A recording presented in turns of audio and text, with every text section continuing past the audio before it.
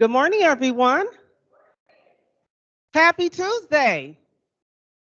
It's my hope that you had a wonderful 3-day weekend and a wonderful holiday. I want to welcome everyone to EduCon 2024. Woo, okay, oh wow. Aaron, this might be a little bit better. Let's give Aaron a round of applause and the PDAC committee for all of their hard work in coordinating this wonderful event. So on behalf of Dr. Namuo, who's in Paris on vacation, including the cabinet, once again, I want to thank all of you for being here today. So today's theme is really appropriate. Who can tell me today's theme of EduCon? Just shout it out. Okay, I'm walking the room today. Someone just, Teresa, okay, what is? Taking care of yourself and others. Absolutely. Service to self and others. So this morning when I woke up, I thought about that theme. And I started to do some research regarding us taking care of ourselves. I think as practitioners, educators, faculty, advocates, we understand service, right? This is what we do every single day. We service our students, we provide ongoing support for our students. But I'm going to challenge you today. How are you taking care of yourself? I'm going to ask the question again. How are you taking care of yourself? Exercise daily? What else? Yes. Sleep? Yes. Eating well? What else? Can you say, okay, give a round of applause. Say that one more time. Hello? Oh, the power of a positive mental attitude. Absolutely. Probably the number one. Number one. So I want to share these statistics with you. So the Center for Advancement in Health and Fitness reported that 94% of employees reported chronic stress at the workplace. What do you think about that number? Low. Okay. Here's one more. Burnout rates across generation, Gen Xers, 54%. And last but not least, the burnout rate of individuals who are working remote, high remote individuals at 56%, but in person is 70. Right? So I love this theme today because it really centers on us taking care of ourselves. We do very well at JJC in taking care of our students. But today I will challenge you to really lean into the sessions today. Many of the sessions are about, mental health, support, professional development for yourself. So I would encourage you to lean into all of that. So once again, I want to welcome you to EduCon 2024. And I do have one special message. The committee really worked really diligently to put together a great sessions. So how many of you actually signed up for wonderful sessions? I know I have. Everyone signed up, okay. Erin, do we still have time to sign up for sessions if necessary? Okay.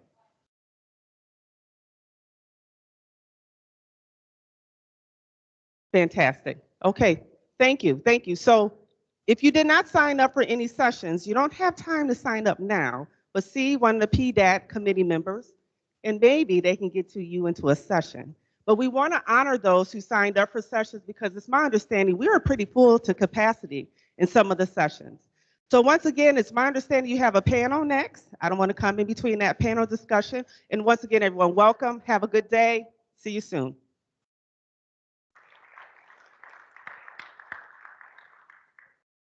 Hey, thank you for joining us for EduCon 2024. I'm going to ask our panelists and facilitators to come forward to the stage here. All right. You're welcome. Yeah, there are.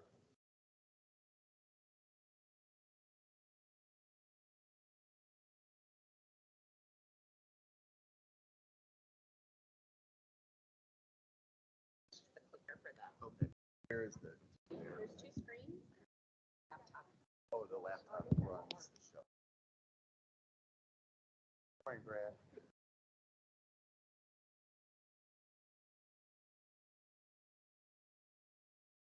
All right, well, everybody gets settled in here. I guess in the interest of your time and maximizing your time, we will go ahead and get started. The composition of the audience is such that Jeff and I are going to call a little bit of an audible. We had an activity planned, but there are fewer faculty than it seems, which is fine. What we'll do instead, after we hear from all of the participants, I think we'll just invite you all at your tables or among a couple of tables to talk about how you, in your work time at JJC, can sort of put some of the basic ideas into play. So does that sound fine with you? Okay. All right. Well then, without further ado, Jeff, you have the first slide, so why don't we have you get going? So I'm going to be quick here. I'm the timekeeper. I don't know that I'm actually going to run my Bluetooth speaker and like cut people off because I don't know that we'll need to do that. But basically, this whole thing started about 2 years ago. Some of you may remember Patty Zuccarello. She was the dean of CTE, left a couple of years ago. And she and I were having a conversation about this image that's on this slide. And basically, it's the Illinois Community College. It's the essential employability skills. And we're having a conversation about that. And what we were kind of realized is that we try to teach these skills in our CTE classes, but we really should lean into the general education faculty, specifically the humanities, but all the gen ed faculty, and really try to embrace each other and try to get rid of the silos that typically exist in higher education. So that's kind of where we are. A couple of years ago, we ran a session over the summer. We had about 60 people in an online meeting, about half gen ed, half CTE. Had really good discussions. This past summer, we had an in-person session. Jack and I facilitated it with about 16 of our colleagues. Many of them are on the stage now. And essentially what they did is they got together in groups of 2 or 3 and worked on projects that they could implement in their classrooms in the fall and or spring this year. And they're here this morning to report out. So that's kind of where we are right now. Great. Let me see if I can. So yeah, Jeff and I just sort of are committed to, Jeff's from CTE, I'm from English, but we're all humans. We're all interested in the human endeavor. And so we're interested in putting together our talents and trying to dissolve these silos. So I'm not going to read this slide to you, but it's a little bit of a definition of what we're up to here. When we did this pairing over the summer, Jeff just randomized a spreadsheet and put us together. And I had the good fortune of being put with Desmond Masterton. Desmond, you want to step up here for a quick sec? Yeah. So I was teaching an English class, just a basic writing class, you know, that almost every student has to take, English 101. And Desmond came to our class to talk about orthotics and prosthetics. And I thought the most poignant part, and I'll allow him to explain a little further, was about a lot of the work that they do in prosthetics and orthotics is about human flourishing, right? And pertinent to English, their students need to be able to communicate clearly with lots of different audiences. So I'll just have Desmond say a few words about those values and how his students are encouraged to do that. One of the things that our program provides as an accredited program, and the objectives of it are to provide our students with some psychomotor skills, cognitive as well as affective. And so when we started this collaboration, I was wondering like what kind of relationship or collaborative exercise we have with humanities if we're so different with CTE. But what we found is that our program is pretty good in regards to making psychomotor skills, meaning like you can learn something, watch a video, you got a handout, go and make something, drill something, grind something, vacuum form something. We're really good with psychomotor skills as well as cognitive, meaning that we have to know our basic anatomy and physiology and learn about the things that our orthoses or prostheses push on against for people with different types of impairments. But what we kind of lacked in that maybe could have used a little bit more support in was more the affective behaviors, such as like, as Jack was mentioning, communication. So one of the things that we did was as Jack mentioned, I came to his department in class and taught orthotics and prosthetics.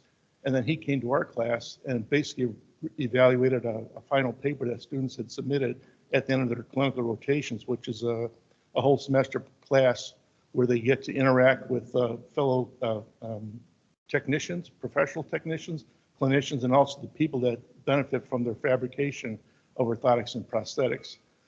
So Jack did a wonderful job of basically reviewing the papers and coming back in and giving the students pointers in regards to how they can improve upon their writing skills, which we can certainly use. And one of the skills that I probably am weak at in regards to writing. Yeah. Thank you. Good job. Thanks. Indeed.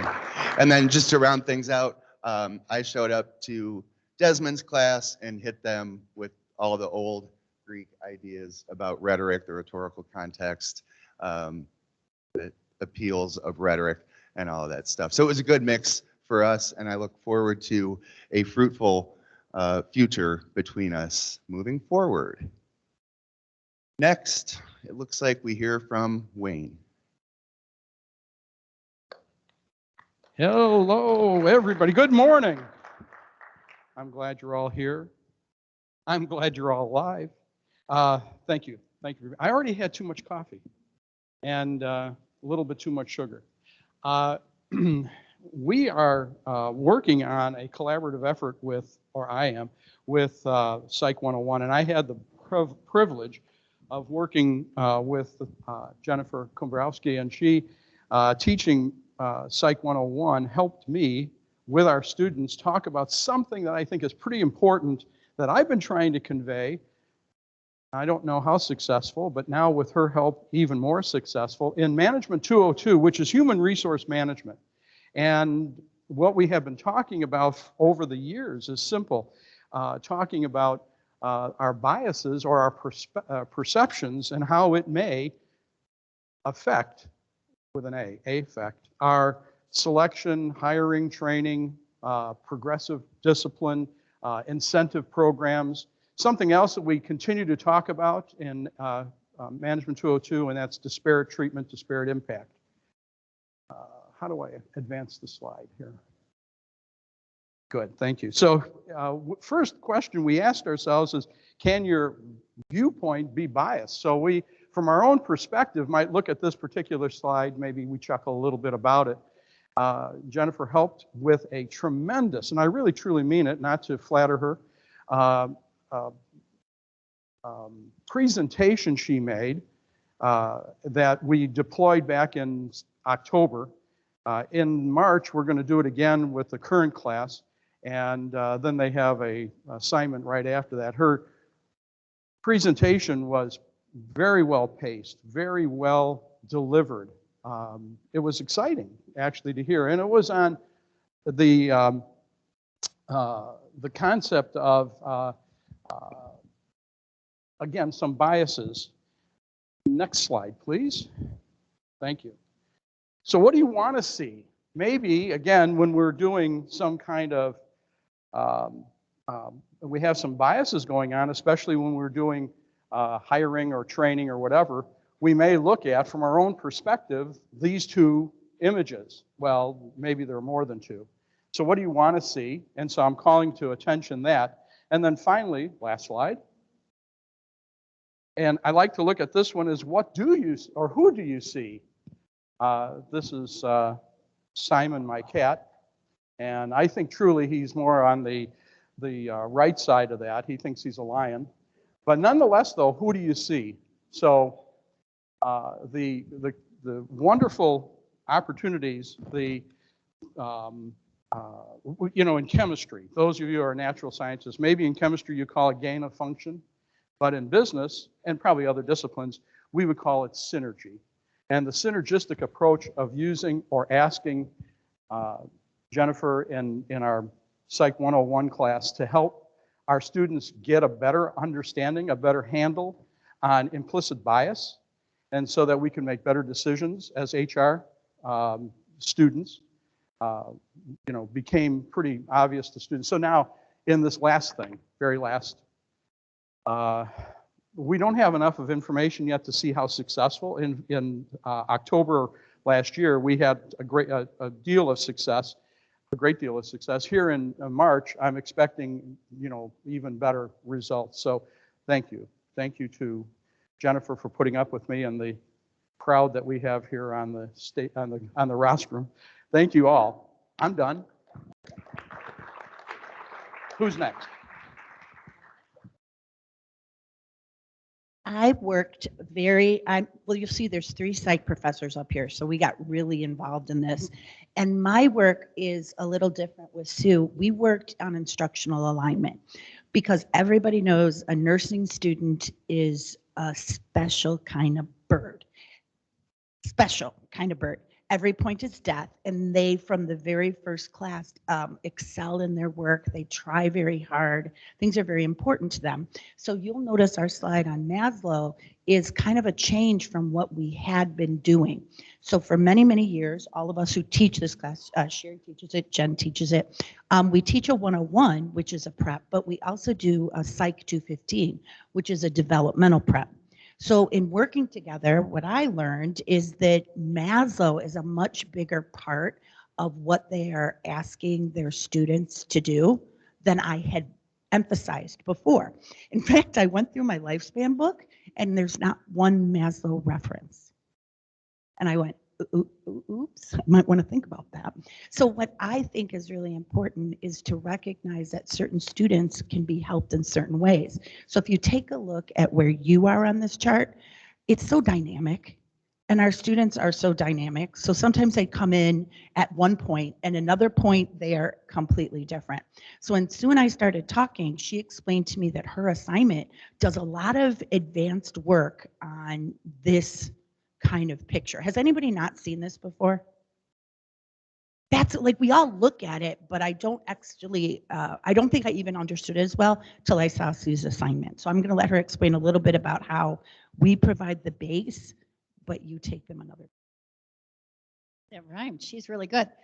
So Maslow is a tenet of the nursing program. I teach first semester, so they see it first with me.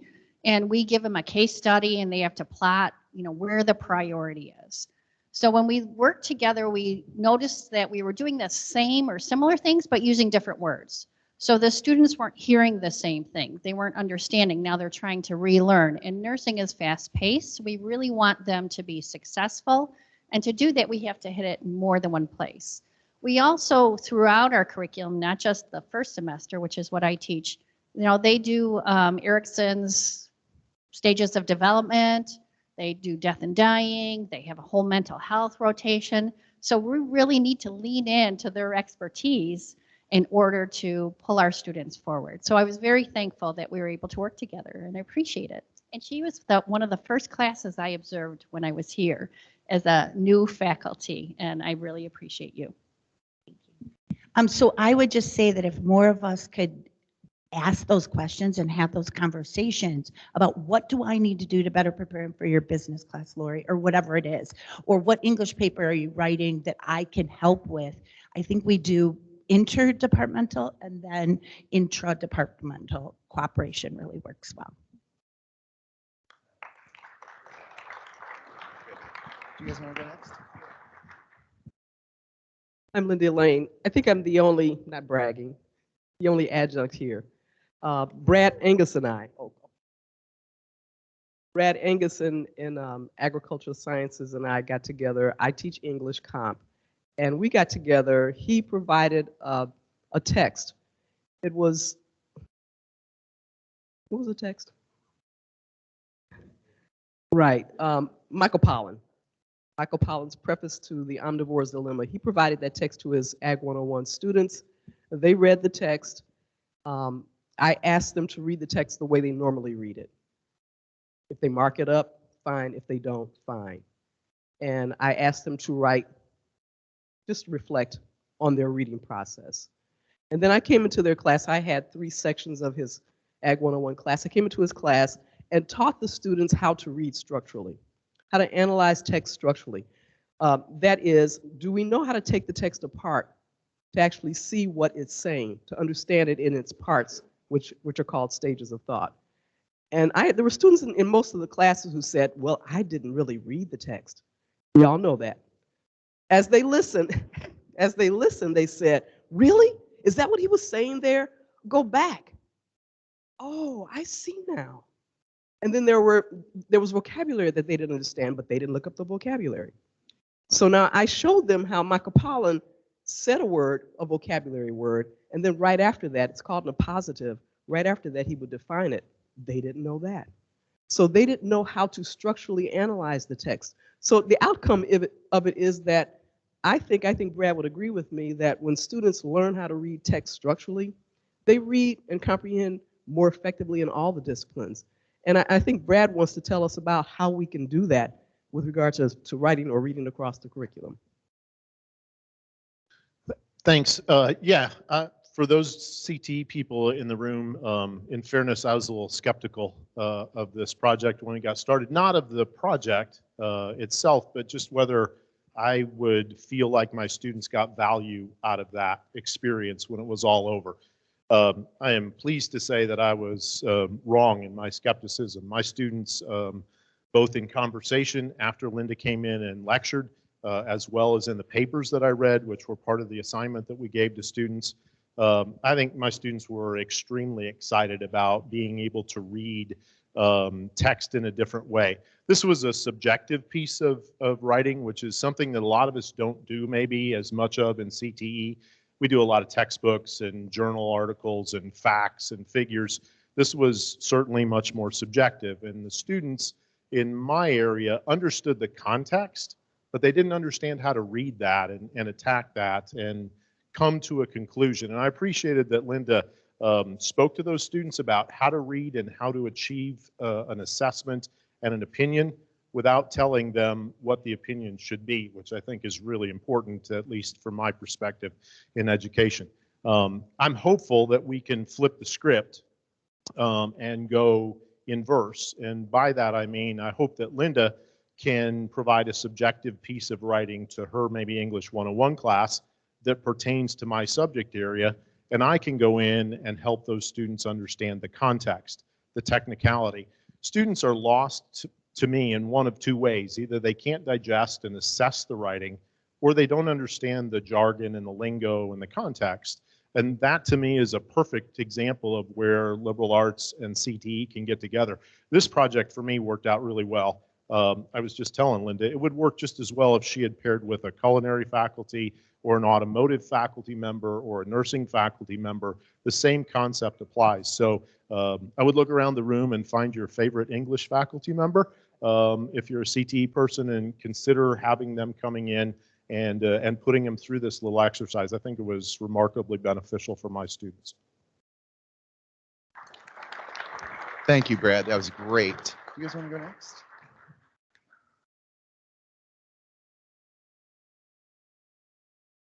Hi, everyone. My name is Cameron Martin. I'm from Mechanical Production Technology. This is Carrie Lane, English. I don't want to steal off Carrie's thunder. Carrie came and visited me last fall. I teach a manufacturing course, so we teach students how to square up material, how to put features in, and in the processes, if you do one feature before the other, this can be catastrophic and you won't have a completed part. So in turn, Carrie came, brought a template to the class to try and streamline these work instructions instead of just hand sketched notes on their blueprints. My students definitely had a lot of pushback coming from industry. They're not used to doing these types of instructions. So I think it was a great benefit to force them into that scenario, which hopefully will benefit them in a managing position in the future. Well, first of all, Cam's a fabulous instructor, so I was very lucky to be paired with him. And what I kind of took away from being in his course for myself, someone who's been teaching before Facebook, right, is that he provided a great deal of analogy for his students. So that doesn't seem like it would be a natural inclination, perhaps in a machine environment where it's very technical. But he really made whatever they were doing very realistic, practical, understandable. So that reminded me, as you know, someone who could get into my own pathway, to provide that type of dynamic for my own students. And I thought also the benefit, I don't know, you can speak to this as well, of a humanities person being in that technical environment. So I actually, my goggles are over in my bag, but I had to wear the safety goggles, you know, and I had to be immersed in his culture, which I enjoyed actually.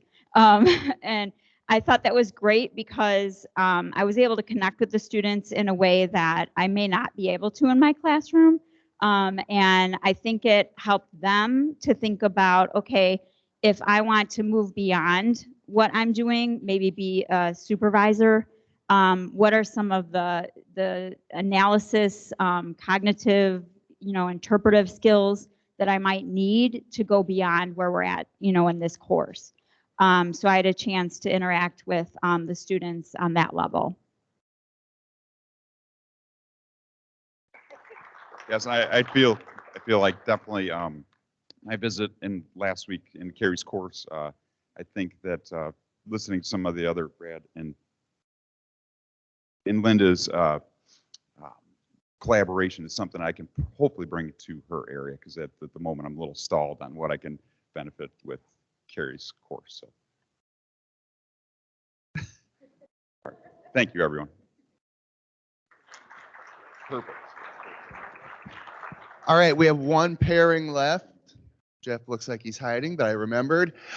Before we hand the mic to them, though, I do want to point out we have Cynthia Kremer with us from the library. She was sort of the support for all research needs, pushing ideas forward, going fishing for ideas. Do you want to say a few words about your support in this project?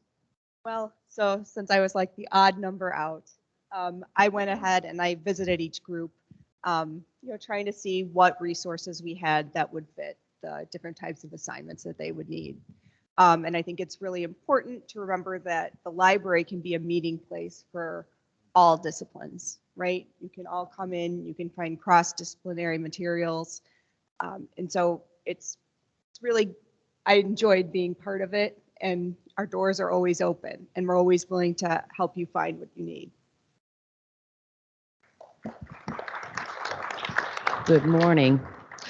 So I'm snap, crackle, pop, right? So good morning. A long time ago in a land far, far away, there was a department called the counseling department. And in that department, we offered courses in career research. During that time, and I'm going back as far as some of you may know, Carol Gordon. After looking at the curriculum and looking at the particular course, I suggested to her, I said, you know, we really do a good job at educating our students on our careers, but are they really able to envision what it is that they're going to do once they receive all the training, receive all the support that we can give them and move forward? So in that, the vision board was something that was suggested and sort of embraced. Now let me tell you a little bit about what the vision board is. Fast forwarding now to 2000 and whatever, now being in the psychology department, I teach a course, industrial organizational psychology, and taking that concept and allowing students to be able to output and vision, taking a little bit from technical, you know, having the blueprint to see exactly what it is that you want to bring into your life is really kind of the premise behind this. So there's several dimensions to the vision board. Of course, the first one happens to be the education. We look at what educational levels do you need to go to and meet in order to output the vision that you're seeking. We do some career exploration. There are a lot of really great tools that are added in there from our own career services library, where I have students, and it's a two-part assignment. The paper is what I'm speaking to right now. Then we look at things that are not so career techie, things like your spirituality, who you are as a person spiritually. What is your belief? What is your thought? And how to infuse that in there. We look at things like how do you define prosperity? And then the second part of the assignment is where they can actually go in, and I've done this both with paper as well as electronically, to choose images that speak to the student that will allow them to picture and outpour the vision that they've created on paper. And then we do a whole kind of meditative, hoodoo voodoo kind of thing around it, where I get them in the habit of reviewing these things on a weekly basis and show that things have been changed. So last summer, I guess it was, when Jeff and I got together, I told him about this project. I'm pretty passionate about this project, and honestly, it's one of the projects that my students truly look forward to doing. It allows them, should the pictures be that way? The pictures can be anything you want them to be.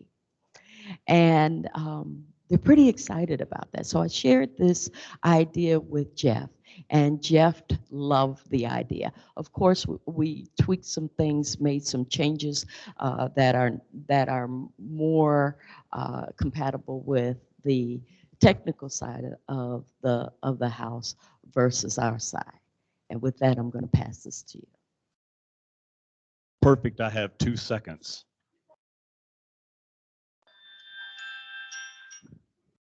So this will be good. So as a co-facilitator of this thing, I'm getting ready to tell myself, I have not done my work. I'm doing it this semester instead of last semester because I got way behind. Many of you know I'm retiring. I'm trying to sell my house and get it ready to go and all that. I'm moving out of state. So I've been like knee deep in that. But we have actually started on this with my group. And we prepped it by doing some goal writing with my students. And I'm actually working with high school students. Josh West, who's sitting back here, he wrote a grant related to the Career and Pathways endorsement the high school students are supposed to be able to obtain. And so I'm using this group to do the vision boards with. And so far, so good. Maybe you'll have me back to report next year. Nah, probably not. But it's going well, and I think it's something that I didn't realize when I was younger. I was doing a vision of what Sherry was talking about before. I just didn't know what the hell it was called. Because I've always been one of those folks that sets goals, writes those goals down, sticks them on the mirror in the bathroom to keep myself focused.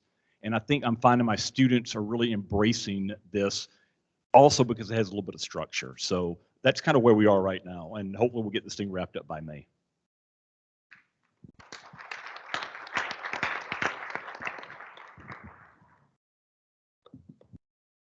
All right, so we have maybe 15 minutes left, would you say, Aaron? Okay, so at this point, we're hopeful that we made the case that it is good to be focused on what you do and love what you do and love your discipline, but also think about how what we all do increases human flourishing and a happy life. So just a couple of things. What we'd like to do to make this more meaningful to you is have you turn to people either at your table or across tables or whatever and brainstorm, talk about ideas. Like, what would you like to do? Remember from the academic update at the beginning of the year, Dr. Gray told us to do something new, right? And in that, I think that means something that feeds the human spirit, right? Something that is about you and your interest.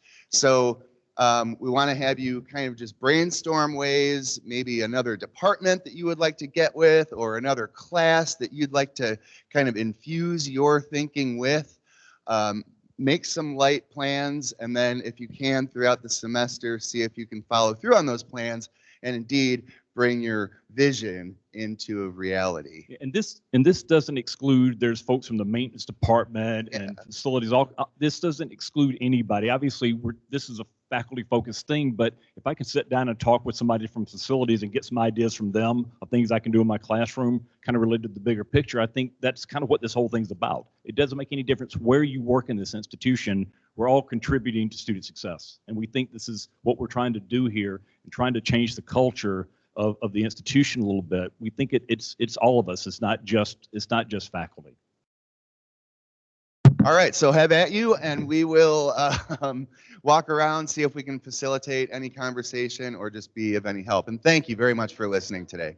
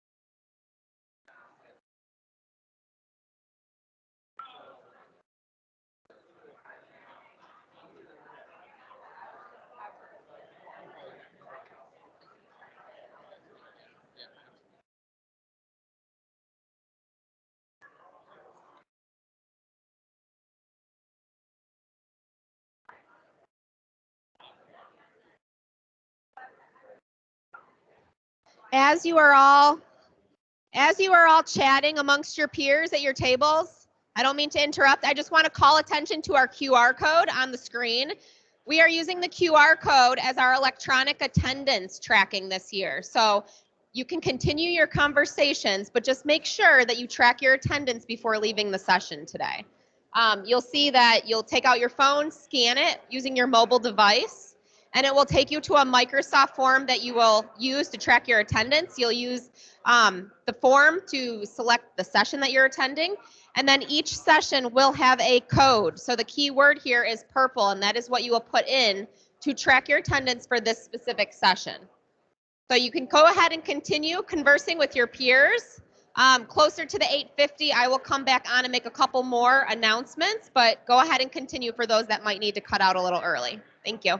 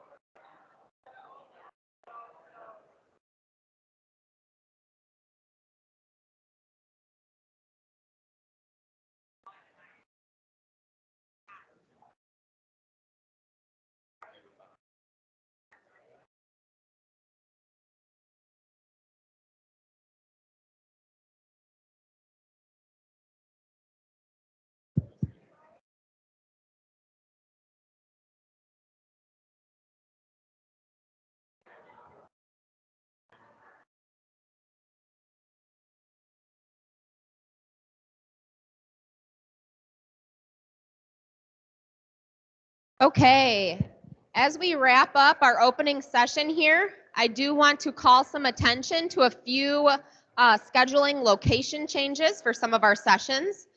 If you registered for the 9 a.m. session titled Tiny Earth, Searching for Novel Antibiotics at JJC, please note that the location has moved to C2007. You should have received an email communication with this information as well, but just know that the session will be taking place in C2007. For the 9 a.m. session, Mindful Morning Tea Ritual, this has been moved to the H Bridge. The H Bridge is the student bridge as you're on your way to the C&D buildings. So you'll see basically on the bridge there will be a bunch of chairs in a circle. That's where this session will take place. Same thing with the 10 a.m. Music and Mindfulness. That has been moved to the H Bridge. And finally, the 11 a.m. AIing with Writing Assessment. That has been moved to the J Collaborative Classroom in J 2026. We do want to say a special thank you to Corporate and Community Services for our registration process. This is the first year we've had a registration for EduCon, and we are eternally grateful for all of their help. Thank you to Facility Services, Food Services, Media Services, our PDAC committee for all of their work, as well as our presenters for all of the sessions today. Please remember to scan the attendance tracking form on your way out. You will use the keyword purple to track your attendance, especially for professional growth units for your PGUs. If you need to physically sign in, if you do not have your mobile device or would prefer to do a hard copy sign in, please go to the back of the room and see Jeff Fisher, and he will allow you to track your attendance. Thank you, everyone. Enjoy EduCon.